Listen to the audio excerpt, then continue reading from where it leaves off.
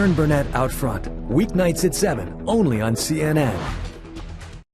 So you work as running Virgin Airlines and Virgin America, which of course is well known here in the U.S., and an industry that's perceived as heavily unionized. We see American Airlines going bankrupt just this week, partially because of union costs.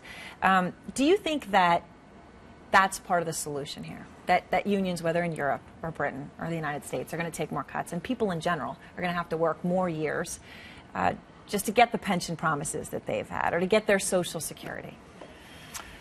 I think that screwing business as usual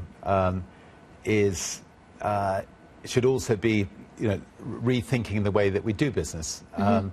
And at the moment, you're either in a job working, ridiculous hours, or you're out of a job. There are a lot of people who are in jobs who, if they had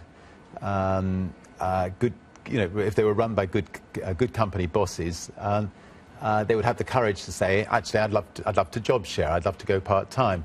And if they did that, they would make room for, those people who are desperate for a job. And so, my own personal feeling is that government should share all the work that is out there around in times of crisis, so that there's nobody just sitting, at home doing no work.